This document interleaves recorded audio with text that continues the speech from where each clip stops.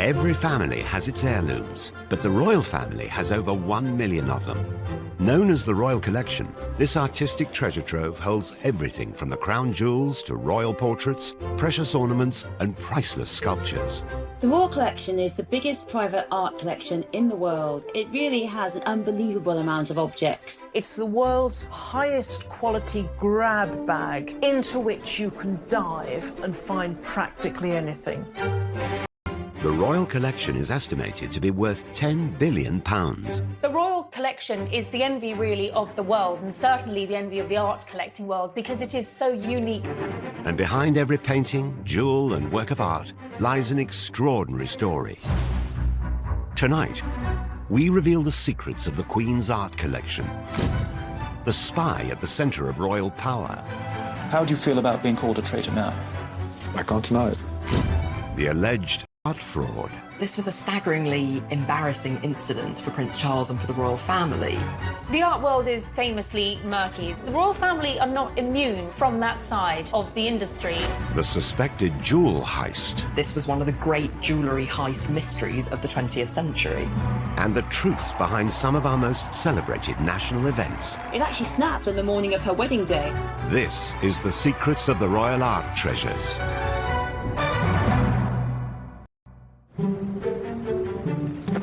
Behind palace doors, largely hidden from view, lies one of the royal family's most magnificent assets, the Royal Collection. We often quantify the Queen's huge wealth in terms of palaces, but we mustn't forget the Royal Collection. There's 1 million objects, it's valued at 10 billion. The Royal Art Collection holds a vast range of items that includes much more than just paintings. The Royal Collection is one of the largest and most important collections of art in the world. Drawings, paintings, sculptures that form part of this collection, and they are spread around 13 different residences, including Buckingham Palace and Holyrood House at Edinburgh. With some 7,000 paintings, a vast number are royal portraits. And one face appears time and time again. Our Queen, Elizabeth II. More than 100 artists have painted the Queen, of course. But very often, the occasion for a portrait, whether painted or photographic, has been some memorable occasion. Right through from the coronation through to the Queen's 80th birthday to the great Jubilees. By sitting for a portrait, the Queen is making herself accessible to the public. So I think it is another way of the monarch. Elizabeth, your undoubted Queen. One of the most iconic of these images captures her on the day of her coronation in 1953. The photo was taken by renowned society photographer Cecil Beaton. It looks as though the Queen is sitting in the Lady Chapel at Westminster Abbey, but actually this portrait was staged in the throne room at Buckingham Palace using a photograph of Westminster Abbey as a backdrop. And that really underlines that element of theatre that is always part of royal portraiture and pageantry. It's this young, glamorous Queen in her full robes, but Cecil Beaton wrote about her purity of expression. When our Queen took the throne, the nation was recovering from the aftershocks of World War II. Rationing had only just ended, and the bitterness over the abdication crisis of 1936, when Elizabeth's uncle Edward VIII renounced the throne, was still very raw. I have found it impossible to carry the heavy burden of responsibility.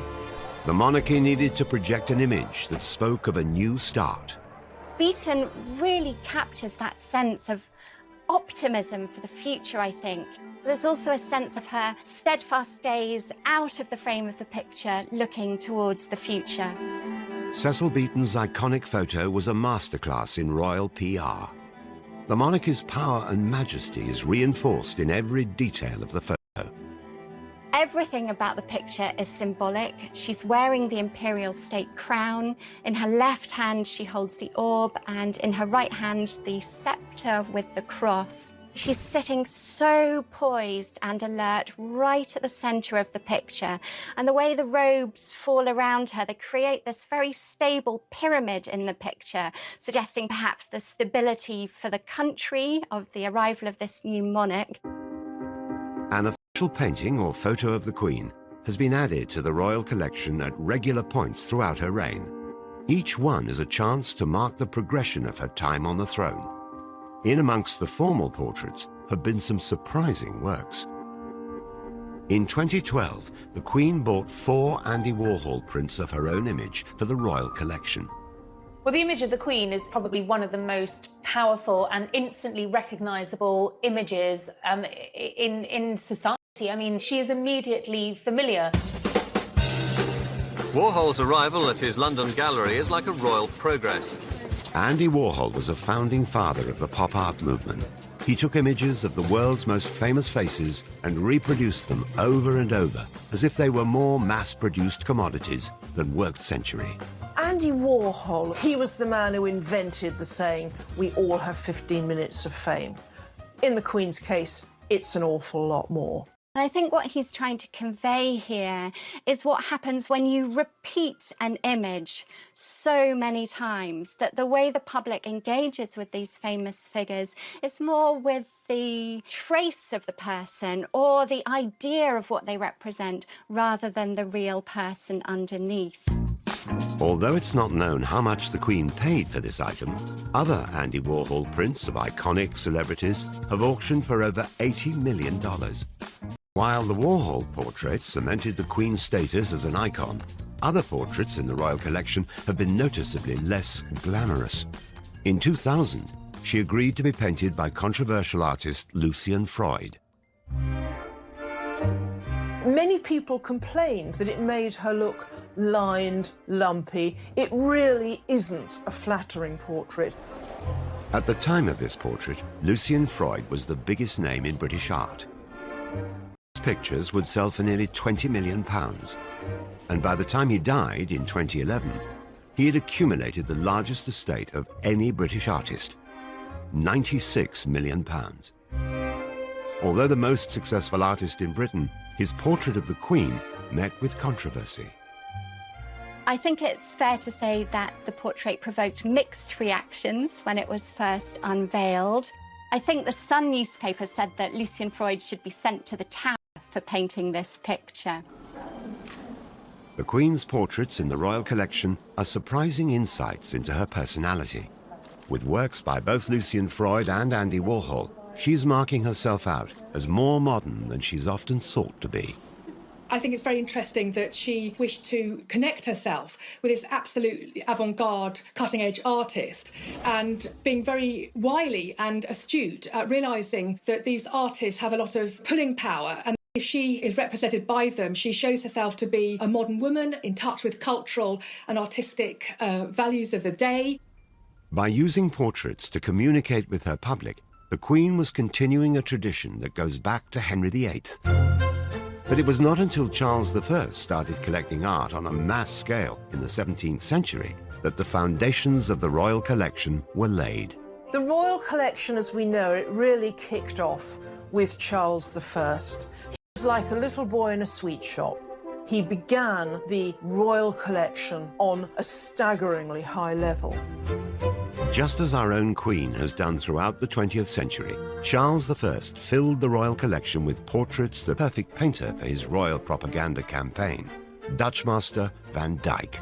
Charles appointed Anthony van Dyck as his court painter in 1632 because he realised that Van Dyck had the skills and sophistication to be able to strengthen Charles I's public image and to promote his royal authority.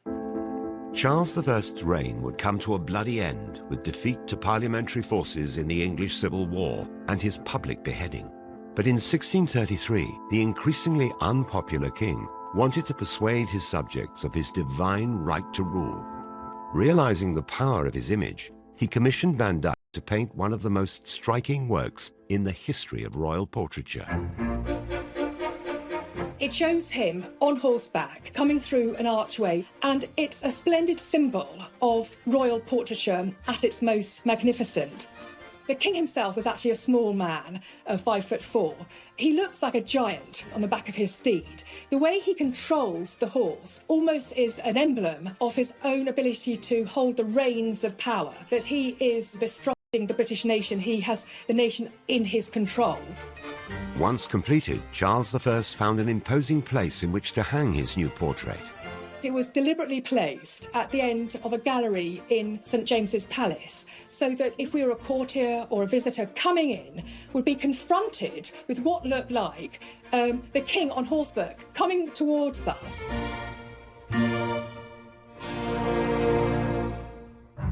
Like those who went before her, our Queen continues to connect with the British public through the images she commissions of herself. But the Royal Collection not only holds paintings, it also boasts some of the most famous and valuable jewels in the world. And when the Queen really wants to dazzle her public, nothing brings a sparkle to the royal family like the crown jewels.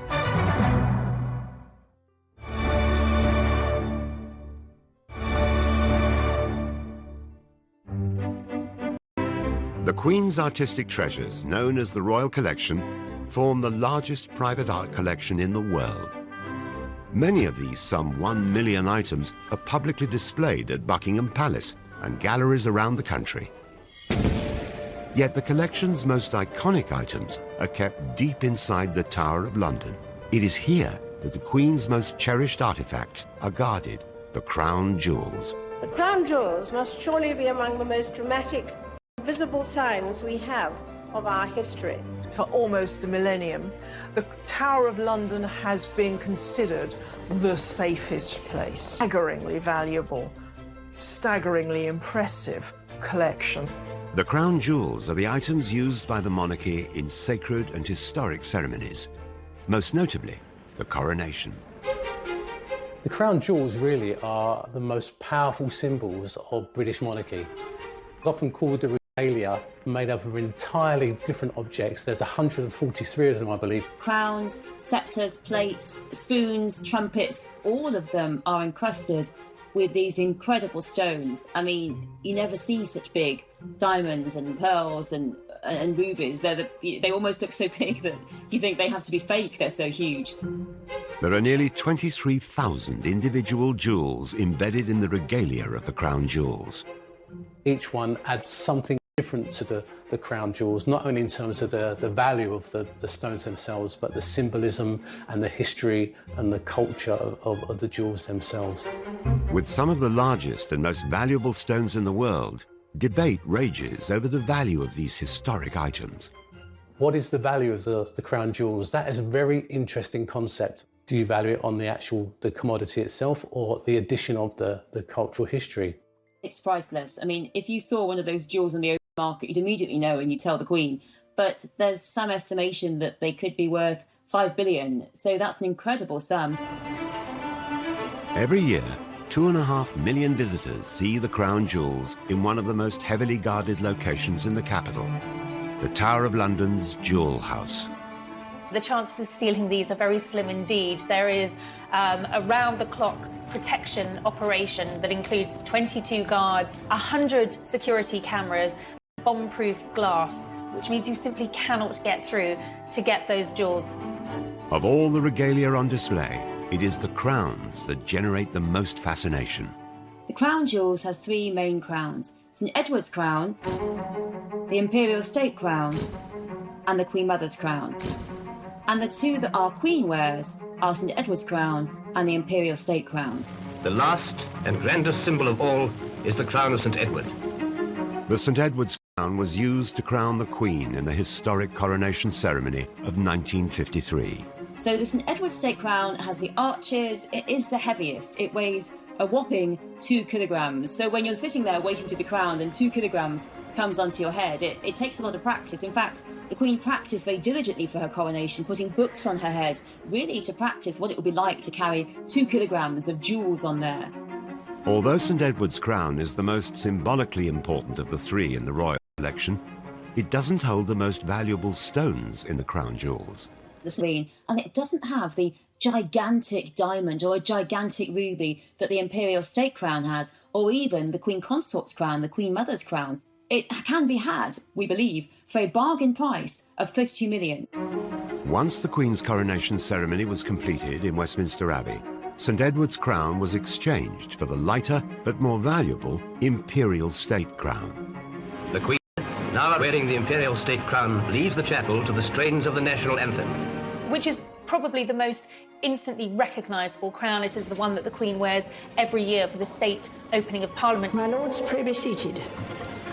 It has some 2,868 diamonds and weighs over a kilo. And the Queen has said that you actually can't look down while you're wearing that crown because it is so heavy to wear. So when you see this thing actually moving, it's a shimmering mass of light with all of these major stones set within. The third crown in the royal collection is not actually worn by the Queen. Known as the Queen Mother's crown, it was made for Queen Elizabeth, consort of King George VI and mother to our current Queen.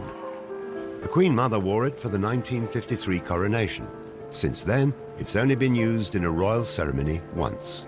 When the Queen Mother died, it was placed on her coffin, and it won't be worn again until we have another Queen consort. And that will definitely be Princess Catherine, who will become Queen Catherine next to King William. And will it also be worn by Camilla? Will she be crowned with Charles? The current approach to the royal family is that she will not be Queen Consort, she will not be crowned, her title will be Princess Consort, but we shall see. The crowns may be the most symbolically important items in the royal collection, but it is the jewels encrusted on each one that really dazzle the crowds in the Tower of London. The royal family owns some of the most splendid, extraordinary and expensive jewels in the world. And those sparkling diamonds, one of which is worth £400 million on its own that sits in the sceptre, I think really represents the splendour and the glamour and the wealth of the royal family. Known as the Cullinan One, this stone is the largest clear-cut diamond in the world at 530 carats. The Cullinan One is a remarkable stone. It's almost flawless. It's a beautiful white, transparent stone, pear-shaped. The Cullinan One still remains the most supreme white diamond in the world. The Cullinan One was cut from a vast stone found in South Africa in 1905. This diamond, the largest ever found, yielded three other jewels, the Cullinan II at 317 carats, found in the Imperial State Crown, and the Cullinan III and IV, turned into experts. The true value of the four Cullinans lies elsewhere. I think the real value lies in how they're tied with British history and how they have shaped our history and our culture. And so I think it'd be a very difficult thing to actually value. Although each jewel holds a unique story, many have controversial provenance. The Koh-i-Noor diamond that sits in the Queen Mother's crown has a particularly checkered history. Although its origins are unknown, it was in possession of rulers based in South and West Asia before coming into Queen Victoria's possession in 1849, when the British East India Company defeated the Sikh Empire in Punjab. It's very strongly felt that it was not bought and not obtained fairly. It was obtained under the force and oppression of empire, and therefore the governments of India, Afghanistan, Pakistan and Iran have claimed it and said it is theirs. And so far the British government have refused to give it back and said it belongs here. Unlike the Koh-i-Noor, the discovery of the Cullinan is very well documented. It was found at the Premier Mine, owned by South African mining magnate Thomas Cullinan. This was probably the greatest historical find of any gemstone in the whole world. A worker was looking at the surface dumps and found glinting in the wall this huge crystal. Took this out of a pocket knife, took it up to the mine office and weighed it and studied it, and they had in their hands the largest diamond ever found at 3,106 carats. Absolutely incredible. Preparations were made for the stone to be transported to Britain, where Thomas Cullinan's agents would put it on sale. And then once it was going to be shipped by boats to England, a replica was made, and the actual real stone itself went via just normal posts in the post, and the actual replica went in a special armed guard as a decoy stone. The stone went on sale, but due to its high price tag, remained unsold after 2 years. It was eventually purchased by a South African politician and gifted to King Edward VII in 1907 as a symbol of unity after the Boer War. The stone was then transported by train to Sandringham. It had its own first-class carriage with the royal detectives. The head of Scotland Yard took it to King Edward VII, and the rough stone was gifted to him on his 66th birthday. With the largest rough diamond in history at his disposal, the king now had to decide how to cut it. Diamonds are very strong, and so they had to find a person who would, be very careful and not damage the stone in any way. And so the great company, the celebrated company Ashers of Amsterdam, were appointed to cut this stone. And so they came to London, they studied the stone for a week to find out how to cut this thing. And remember, this stone is fist size, it's as big as my fist. A chisel in the top, smacked it with the hammer to break it, and the chisel broke. After another attempt, the stone was cleaved into 4 separate diamonds. The 4 Cullinan jewels are now the showpieces in the crown jewels. But beyond the items in the Tower of London, the royal collection is rich in other priceless regalia that bestow splendour and authority on whoever wears them. As well as the jewels and the crowns in the royal collection, which bring incredible visual splendour to the royal family, coronets are also very, very important. They are essentially smaller crowns. And I think probably the most famous coronet is the one that was used for the Prince of Wales's investiture. The coronet for sovereignty.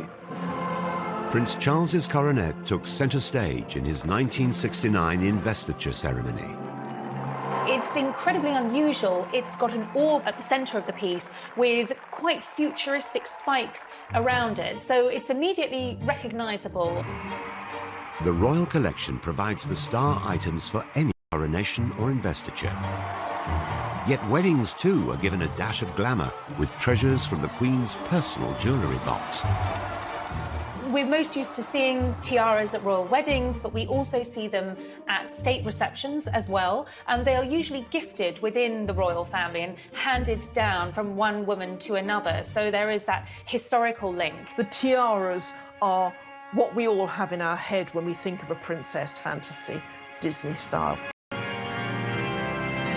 On her wedding in 1947, the Queen wore the Queen Mary fringe tiara, given to her by her mother.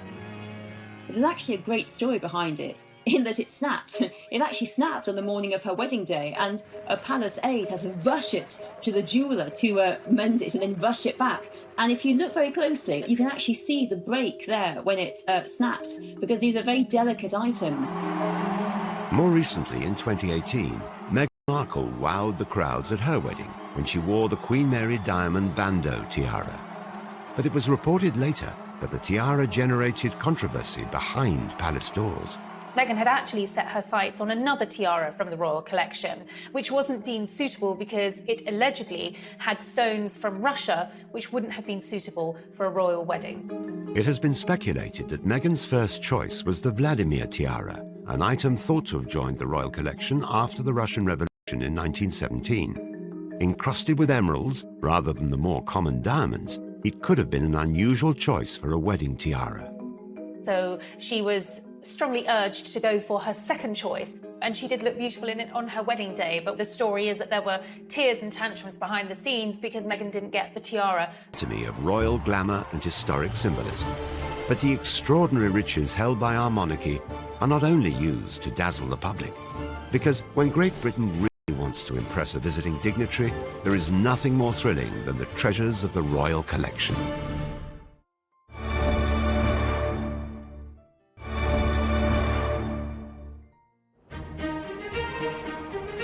The royal family's art treasures form an unparalleled collection of paintings, jewellery, tapestry and objects. And these treasures serve a purpose when the Queen holds a state visit.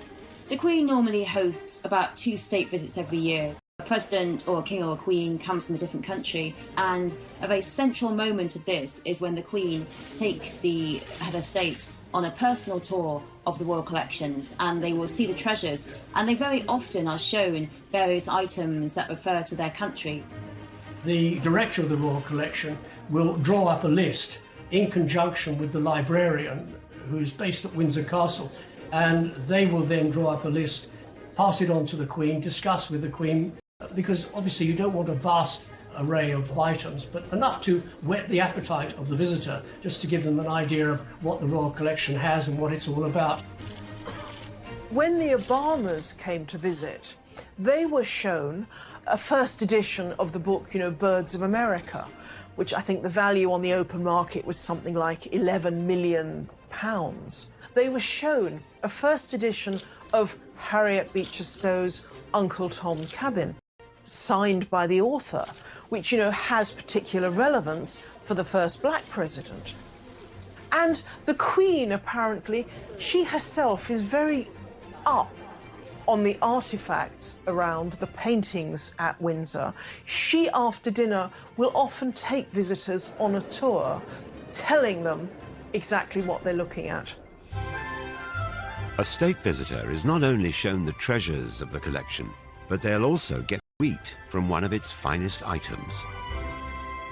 A state banquet is a glittering occasion, and a lot of that is due to the incredible dinner service. And this is George IV's dinner service. It's silver and gilt, and it's just gigantic. 4,000 items. Took 25 years to assemble. And when the full banqueting table is unleashed, it can seat 160 guests. It's not a dinner service as you might imagine. The items don't all match, but there are masses of them. There's candelabra to act as centerpieces on the table. There's the cutlery and the silver gilt plate. It takes 3 days to lay the table. Even its own set of butter molds, and is the legacy of George IV in the 19th century.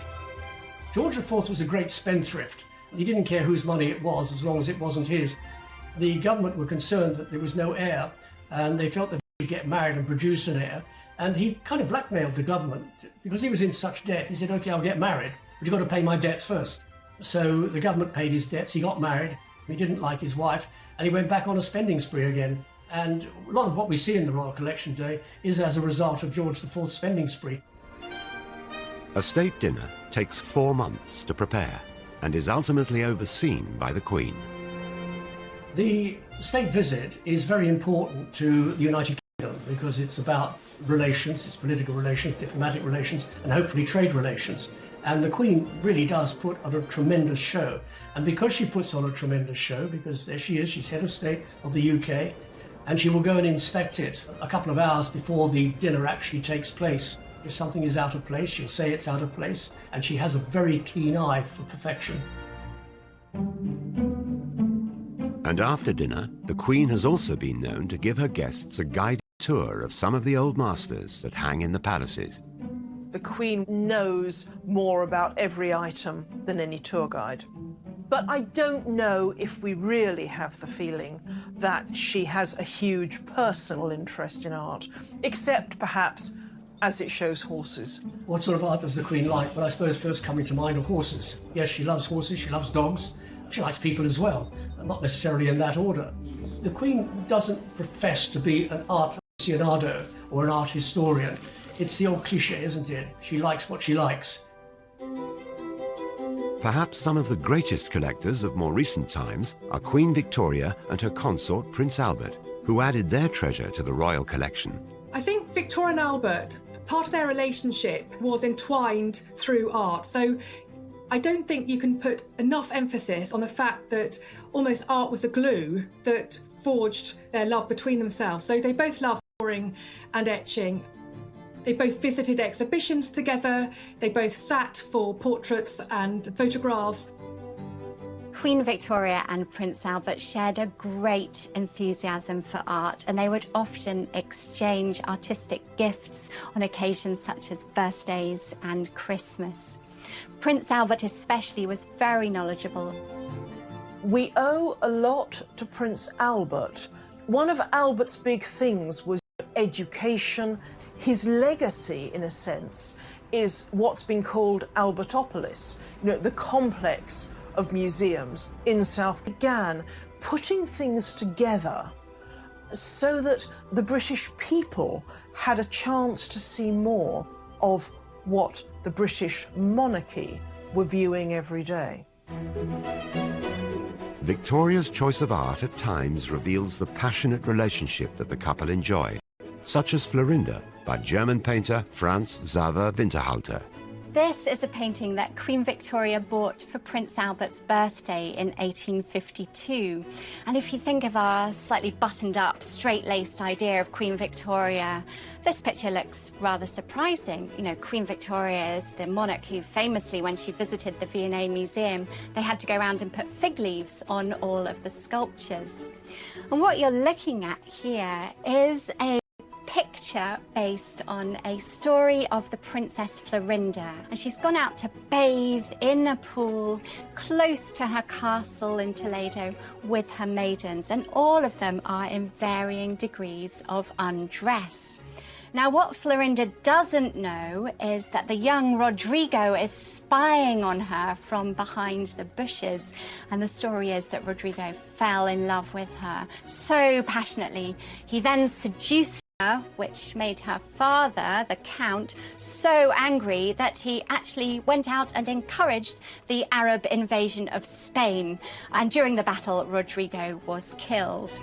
What I find very interesting is that this painting was chosen to hang in Osborne House, the most intimate of the royal residences, over their working desks where Victoria and Albert would do their paperwork. And so it was an image that they would both be enjoying on a daily basis. And I think being such an essential image of semi-clad women says quite a lot that they chose that in their private working space. We know that they had a very loving and close relationship. Queen Victoria can't have been a prude. She had 9 children with Albert. Victoria and Albert always gave each other special Christmas presents. One year, the Queen commissioned Edwin Landseer to paint a portrait of Albert's dog, Eos. Edwin Landseer was Queen Victoria's favourite artist, and he even gave the Queen drawing lessons. He was particularly celebrated for his portrayals of animals. The painting of Albert's dog Eos is a quite distinctive element in the royal collection because it shows this beautiful dog that Albert loved to bits. In a way, it's almost a portrait of Albert because it shows the dog standing by certain items of clothing of the princes, his hat and cane. It also is very affectionate, and these qualities of love and commitment were qualities that obviously he showed to not only his wife but also the British nation. Landseer's paintings have been known to fetch millions on the open market. The value of Eos is doubtlessly increased by the significance it had for Victoria, particularly after Albert's early death from typhoid at the age of only 42, leaving her a widow for the next 40 years. The Royal Collection also holds special mementos of the other great loves in her life, her 9 children. In the collection at Osborne House is a remarkable group of marble sculptures. They're based on plaster casts that were taken from her children as they slept. Queen Victoria kept these marble sculptures in her private apartments at Buckingham Palace. I think it tells us quite a lot about her love of her family and the fact that she wanted to project an image of a loving mother. Under Victoria and Albert, the Royal Archives also began to burgeon with a new form of art, photography. The Queen and her husband understood that the power of their image would be crucial to the success of Victoria's reign.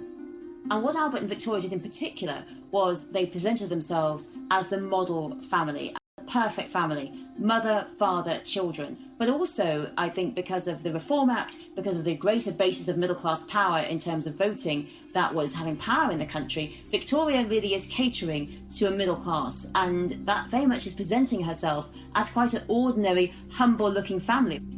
Like these portraits in which Albert and Victoria are just looking like they're chatting in Windsor Castle, in which Victoria looks like any Victorian mid-century housewife. She's got a very ordinary outfit on. They look like any ordinary couple, which was really quite revolutionary at the time. Every king normally has himself painted in bling or intimidating, and here's Victoria looking like anyone's next-door neighbour. Like Victoria before her, our current Queen is now the custodian of the Royal Art Collection, which has grown to become one of the largest in the world. But it is a collection that has not been without its scandal and betrayal. How do you feel about being called a traitor now? I can't deny it. And the family's treasures have also been a target for theft. This was one of the great jewellery heist mysteries of the 20th century.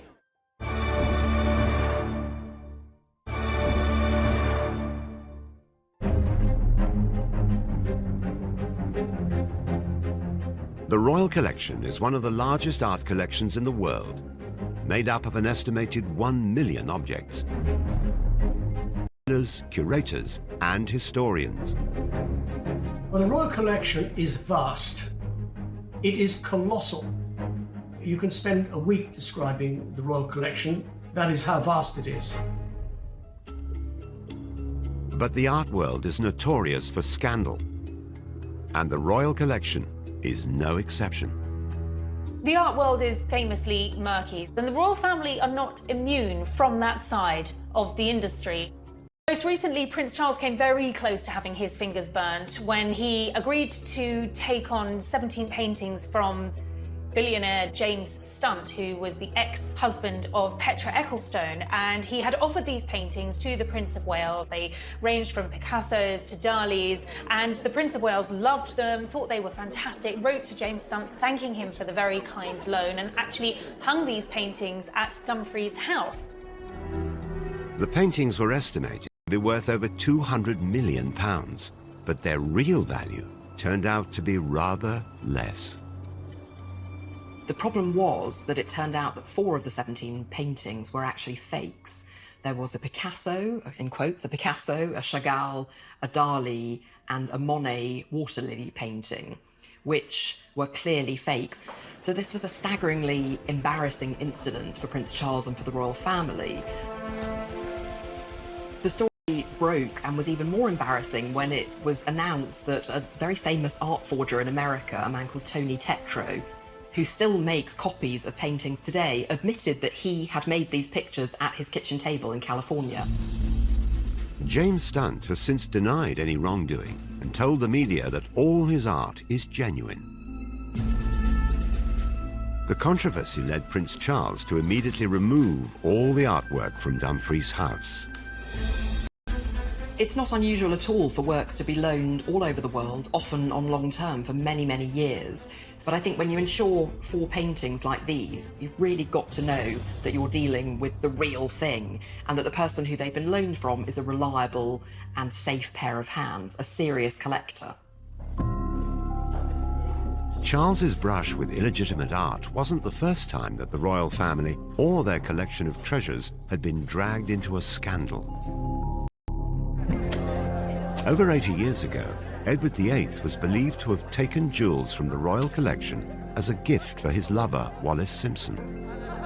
She was a woman who loved jewels. She had wonderful taste in jewels. She had this amazing collection that was worth millions and millions, absolutely incredible collection.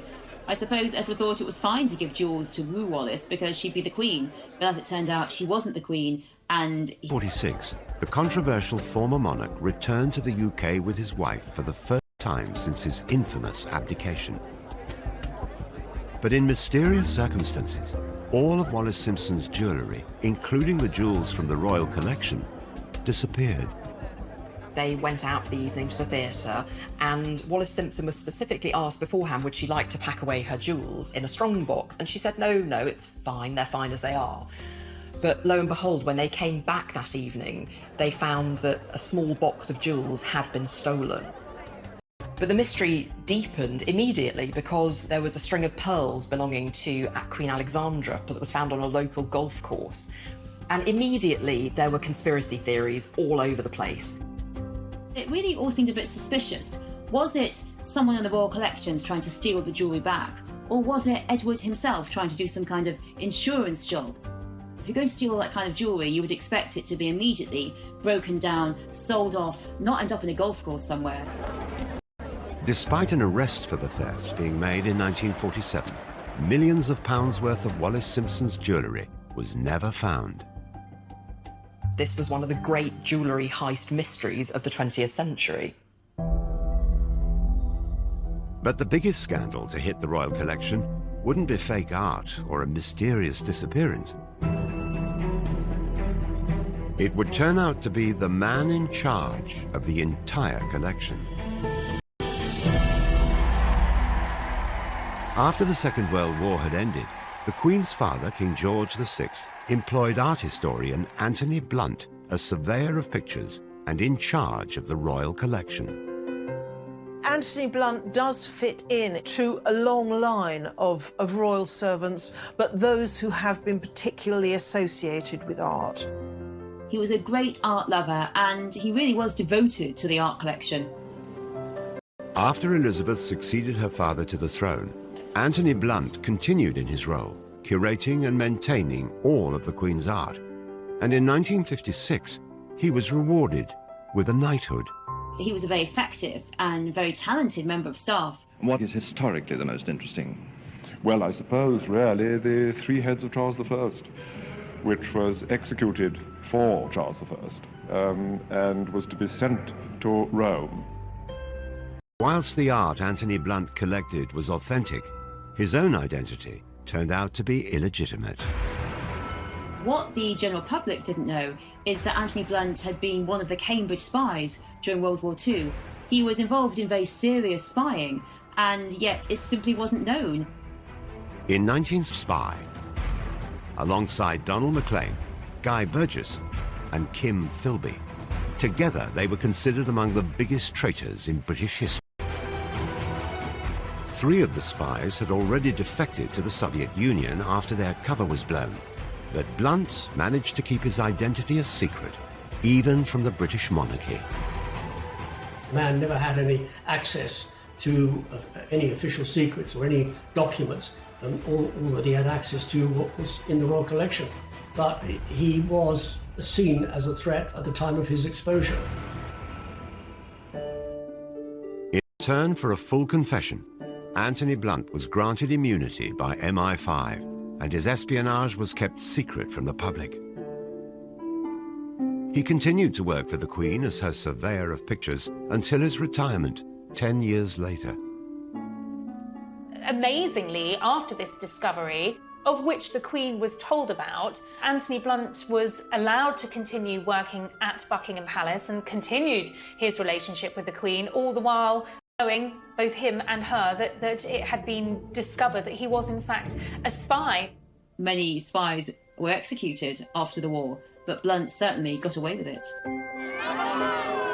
The shocking secret remained under wraps until 1979, when Anthony Blunt was exposed by Margaret Thatcher in the House of Commons after she evoked her parliamentary privilege to reveal his true identity. Parliamentary privilege means that a MP can say something in Parliament without being sued. Mrs. Thatcher actually said it, that Anthony Blunt had been a spy against the British interest, and therefore it was really strongly felt that he simply shouldn't have a knighthood. How are you feeling just a moment? Just turn around. John Cairncross would later be uncovered as the 5th and final member of the spy ring. But the discovery of Anthony Blunt, who had worked for over 20 years alongside the Queen, remains the most shocking. After 1964, you were still working with and for the royal family. How did you reconcile that with the fact that you are a traitor?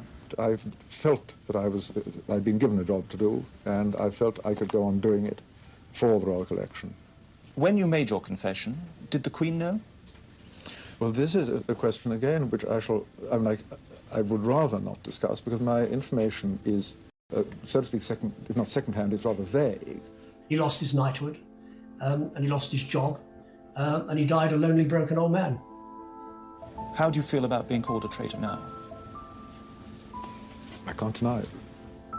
Away from scandal and upset, the royal collection remains as popular and fascinating as it did hundreds of years ago. But which of the million pieces of art is the most valuable? How many more of the collection's treasures are still waiting to be found? There's every possibility that there may be other hidden masterpieces in that collection waiting to be rediscovered.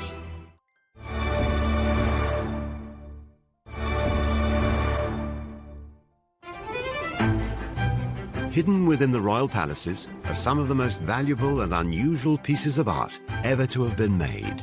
The royal collection actually holds one of the most extensive collections of Faberge objects anywhere in the world. There are around 600 objects, and that ranges from the famous Faberge eggs through to flowers, commemorative plaques, jewellery, boxes. Some of these treasures, made by the jeweller Carl Faberge, were gifts that the Russian royal families would give each other for Easter. The enthusiasm for Faberge pieces was soon taken up by their British royal cousins. One of the starting points for the Royal Collection of Faberge was a commission made by Edward VII as a Christmas present for Alexandra sometime in the 1900s. And what it is a collection of carved hard stone figures of animals that were in the royal farm at Sandringham. Carved from all sorts of different stones, wonderfully skillful pieces of craftsmanship. Semi-precious stones themselves, but perhaps a little garnets or rubies inset for eyes and things like that. And they must have been a charming present to receive.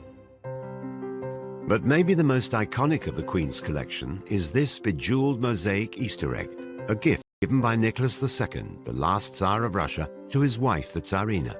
Inside are images of the Tsar's children. It's absolutely one of the masterpieces. Designed by a designer called Alma Pill, who had the idea for the egg when she saw her mother-in-law working on a piece of embroidery. And that's what the egg looks like. So it's a lattice work of platinum, and into that platinum are inset all these different precious and semi-precious stones, create this wonderful image of the egg. In 1917, the Tsars were deposed in a bloody revolution and murdered in a house in Siberia. The eggs are one of the most iconic items of their rule.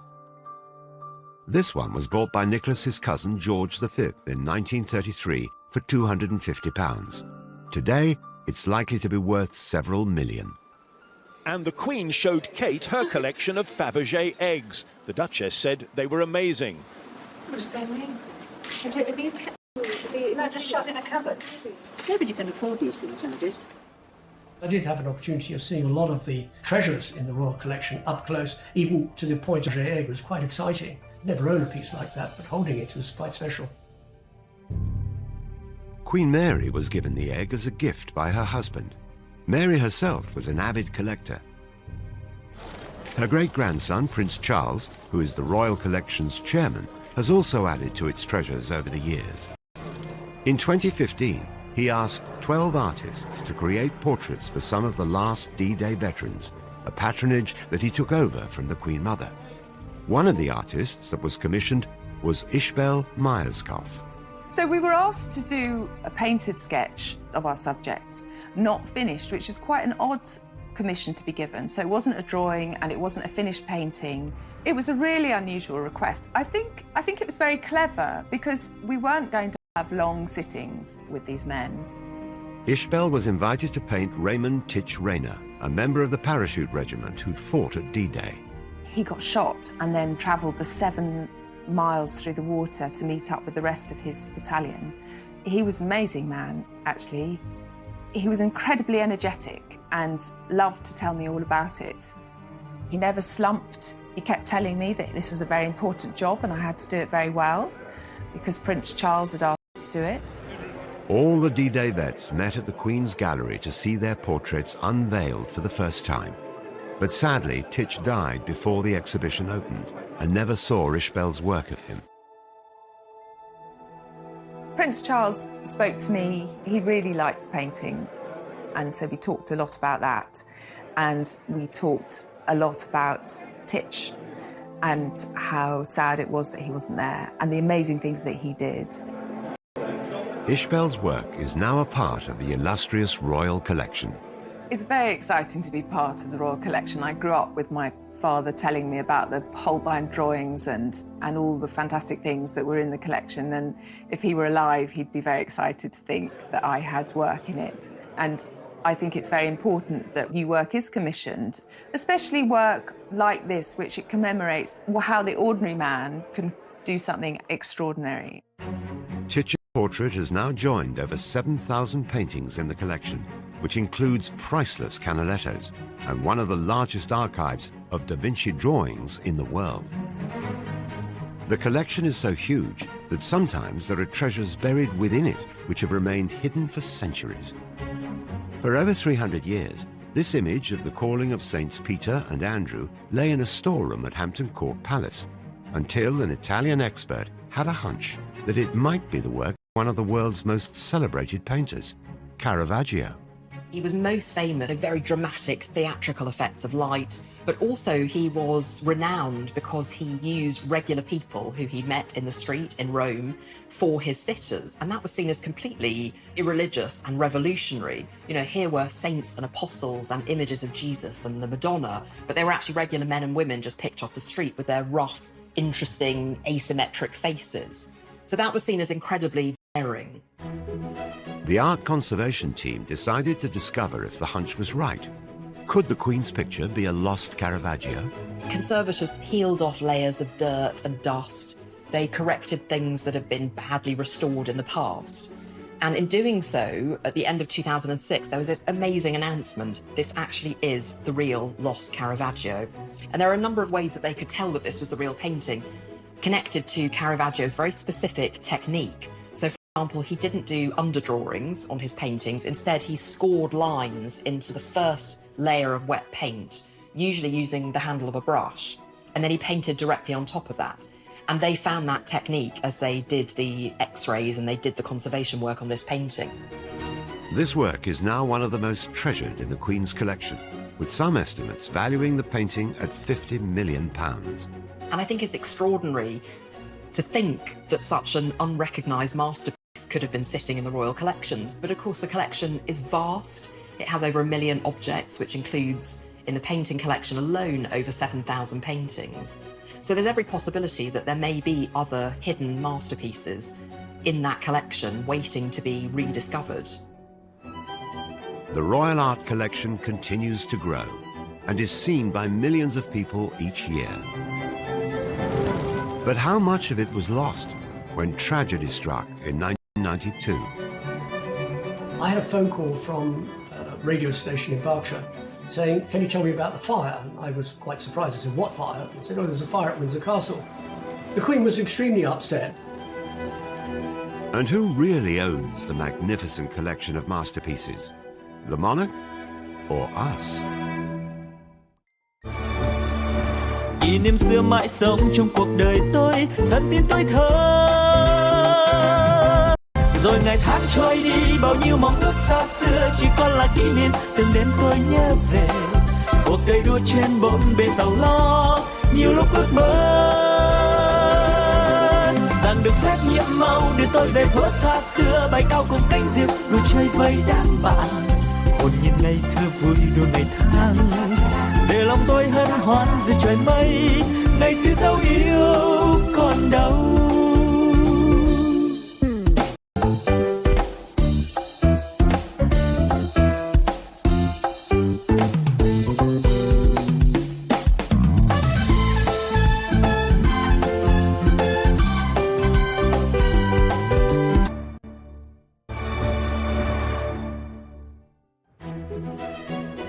The Royal Collection has grown for almost 400 years, with many of its items on display to the public across the UK. It is part of the national heritage that we have this collection, that we are lucky to have this collection and lucky that we are able to show this collection to millions of people every year.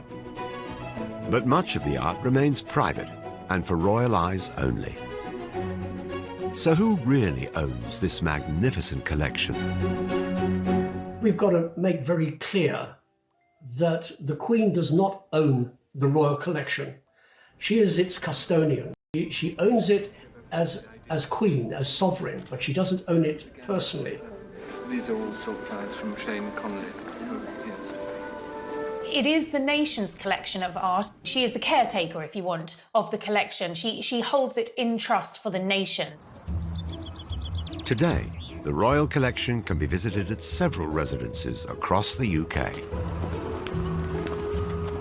But at the start of Queen Elizabeth's reign, the Royal Collection was completely private, despite the British taxpayer funding its upkeep. There was a feeling about the Royal Collection was, well, we're paying for it, why is it all behind closed doors? In 1962, the Queen attempted to address the issue by opening the Queen's Gallery, allowing the public to see items from the Royal Collection for the very first time. The gallery was once upon a time the Queen's Chapel, private chapel at Buckingham Palace. but it got bombed during the war. And there wasn't really a need for a private chapel at the palace anymore. And it was Prince Philip who came up with the idea, well, why don't we create a gallery? In what used to be the chapel of Buckingham Palace, a new art gallery presents a wonderful opportunity for the public to see some of the treasures owned by the Queen. The opening of the Queen's Gallery came at an important moment, the early 60s, when there was a huge awareness that the royals needed to make themselves and their possessions more accessible to people. Rembrandt's Lady with a Fan, acquired by George IV in 1819. One outstanding masterpiece from the collection. This was an opportunity of bringing the royal collection to the masses. A royal portrait to end this glimpse of a truly royal collection. The Queen took further steps to connect the royal collection and the public, but only after disaster struck in 1992. I was actually in my office at Buckingham Palace, in the press office, and I had a phone call from a radio station in Berkshire saying, can you tell me about the fire? And I was quite surprised. I said, what fire? They said, oh, there's a fire at Windsor Castle. The Queen's favoured residence had been engulfed in flames after a faulty spotlight ignited a curtain. The Queen was extremely upset. Windsor has a great attachment to the Queen. I suppose it's the biggest attachment she has after Balmoral Castle in Scotland. 115 rooms in Windsor Castle succumbed to the tragic blaze, which continued long into the night. But miraculously, only 2 works of art from the royal collection were lost in the fire. But the impact of the fire on the royal collection, fortunately, was quite minimal. But the monarchy was really under the cosh because nobody knew how this was going to be paid for. In order to fund Windsor Castle's £62 million restoration, the Queen decided to open up several state rooms within Buckingham Palace to the public. And within a week, bookings for the next 3 years were sold out. Changing the guard at Buckingham Palace, always popular with tourists, but from tomorrow nearly 500,000 people will have the chance to see inside. The Queen also established the Royal Collection Trust, a charity that would ensure the upkeep of all the royal art. For just 2 months and £8, 18 state rooms are on show. The trust would be funded by the cost of admission, as well as the odd bit of memorabilia. We also got a terrific range of merchandise. It's so good. Look at this tie. Now that is part of this year's merchandise. After Windsor Castle's restoration was complete in 1997, more royal residences opened to the public. Have a lovely day. Thank you. Just go to the middle doors, please. Thank you very much. And last year, almost 8 million people saw items from the royal collection. But debate continues as to whether the public should have more say in what is included in the lineup. There's always been a very delicate balance between monarchy and public, because the monarchy is one thing and the public is something else. And yes, there are those who say that it should be joined up, but how joined up should it be? The Queen has the final say in terms of what is curated for the royal collection, what goes on display, and where, of course, these priceless pieces of art are displayed. The royal collection has always been all the way back to Charles I. I think it's interesting too that living monarchs now and members of the royal family continue to commission into the collection. Prince Charles particularly, who's always had a great love of art and architecture, has commissioned a number of works. Come and inhabit these portraits. She's very good. She's brilliant. And I think that really reiterates the point that the royal collection is a living, breathing collection. It continues to grow and flourish today.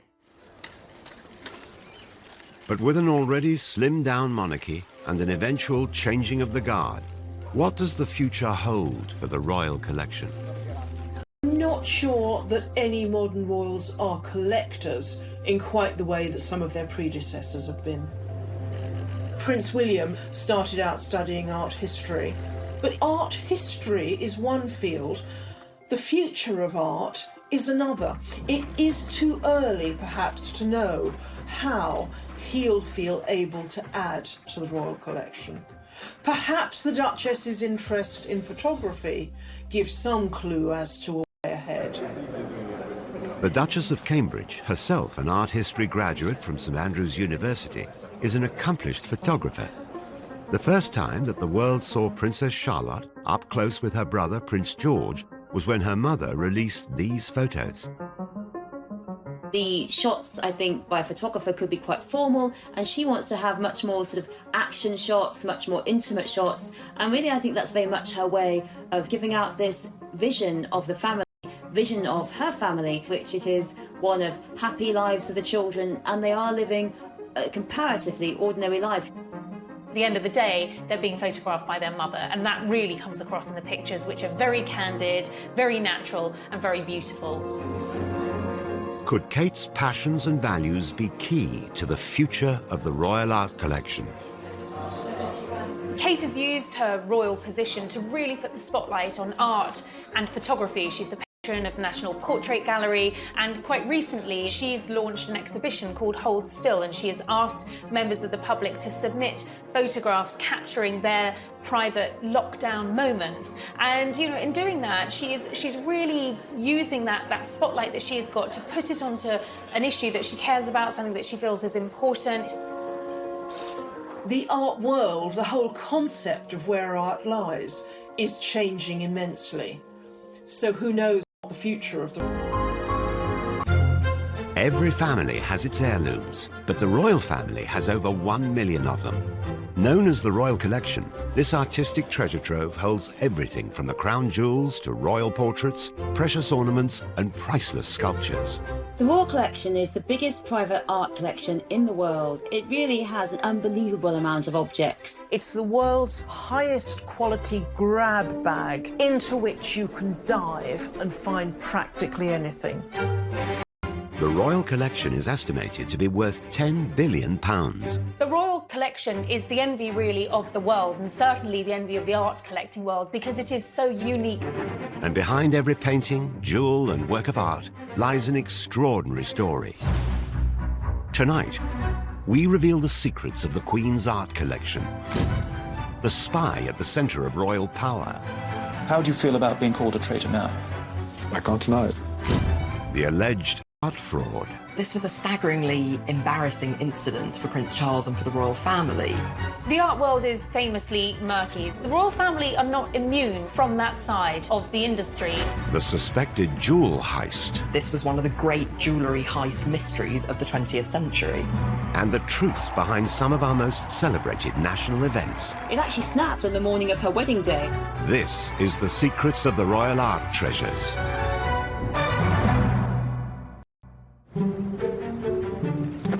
Behind palace doors, largely hidden from view, lies one of the royal family's most magnificent assets, the Royal Collection. We often quantify the Queen's huge wealth in terms of palaces, but we mustn't forget the Royal Collection. There's 1 million objects, it's valued at 10 billion.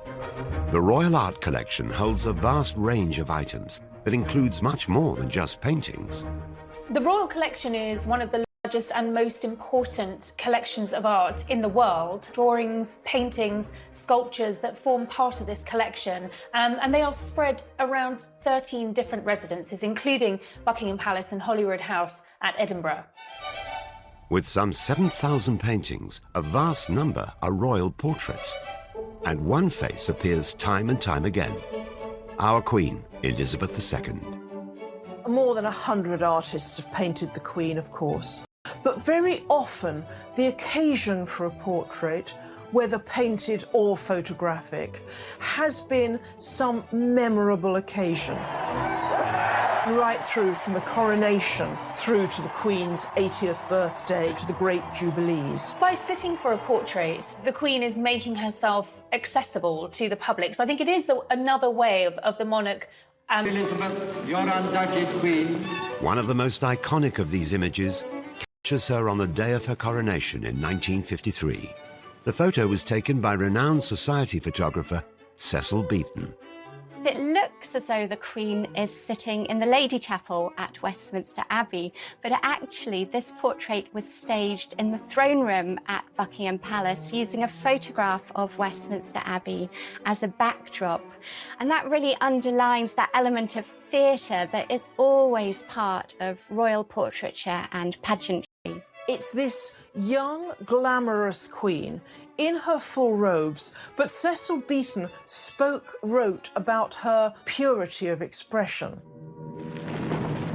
When our Queen took the throne, the nation was recovering from the aftershocks of World War II. Rationing had only just ended, and the bitterness over the abdication crisis of 1936, when Elizabeth's uncle Edward VIII renounced the throne, was still very raw. I have found it impossible to carry the heavy burden of responsibility. The monarchy needed to project an image that spoke of a new start. Beaton really captures that sense of optimism for the future, I think. There's also a sense of her steadfast gaze out of the frame of the picture, looking towards the future. Cecil Beaton's iconic photo was a masterclass in royal PR. The monarchy's power and majesty is reinforced in every detail of the photo. Everything about the picture is symbolic. She's wearing the imperial state crown. In her left hand, she holds the orb, and in her right hand, the scepter with the cross. She's sitting so poised and alert right at the center of the picture. And the way the robes fall around her, they create this very stable pyramid in the picture, suggesting perhaps the stability for the country of the arrival of this new monarch. An official painting or photo of the Queen has been added to the royal collection at regular points throughout her reign. Each one is a chance to mark the progression of her time on the throne. In amongst the formal portraits have been some surprising works. In 2012, the Queen bought 4 Andy Warhol prints of her own image for the royal collection. Well, the image of the Queen is probably one of the most powerful and instantly recognisable images in society. I mean, she is immediately familiar. Warhol's arrival at his London gallery is like a royal progress. Andy Warhol was a founding father of the pop art movement.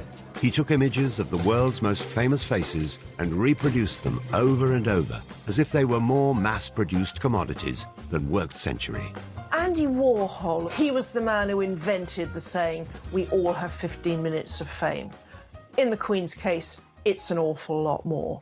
And I think what he's trying to convey here is what happens when you repeat an image so many times, that the way the public engages with these famous figures is more with the trace of the person or the idea of what they represent rather than the real person underneath. Although it's not known how much the Queen paid for this item, other Andy Warhol prints of iconic celebrities have auctioned for over $80 million. While the Warhol portraits cemented the Queen's status as an icon, other portraits in the royal collection have been noticeably less glamorous. In 2000, she agreed to be painted by controversial artist Lucian Freud. Many people complained that it made her look lined, lumpy. It really isn't a flattering portrait. At the time of this portrait, Lucian Freud was the biggest name in British art. His pictures would sell for nearly £20 million, and by the time he died in 2011, he had accumulated the largest estate of any British artist, £96 million. Although the most successful artist in Britain, his portrait of the Queen met with controversy. I think it's fair to say that the portrait provoked mixed reactions when it was first unveiled. I think the Sun newspaper said that Lucian Freud should be sent to the Tower for painting this picture. The Queen's portraits in the royal collection are surprising insights into her personality. With works by both Lucian Freud and Andy Warhol, she's marking herself out as more modern than she's often thought to be. I think it's very interesting that she wished to connect herself with this absolute avant-garde, cutting-edge artist, and being very wily and astute at realising that these artists have a lot of pulling power, and if she is represented by them, she shows herself to be a modern woman in touch with cultural and artistic values of the day. By using portraits to communicate with her public, the Queen was continuing a tradition that goes back to Henry VIII. But it was not until Charles I started collecting art on a mass scale in the 17th century that the foundations of the royal collection were laid. The royal collection, as we know it, really kicked off with Charles I. He was like a little boy in a sweet shop. He began the royal collection on a staggeringly high level. Just as our own Queen has done throughout the 20th century, Charles I filled the royal collection with portraits, the perfect painter for his royal propaganda campaign, Dutch master Van Dyck. Charles appointed Anthony van Dyck as his court painter in 1632 because he realised that Van Dyck had the skills and sophistication to be able to strengthen Charles I's public image and to promote his royal authority. Charles I's reign would come to a bloody end with defeat to parliamentary forces in the English Civil War and his public beheading. But in 1633, the increasingly unpopular king wanted to persuade his subjects of his divine right to rule. Realizing the power of his image, he commissioned Van Dyck to paint one of the most striking works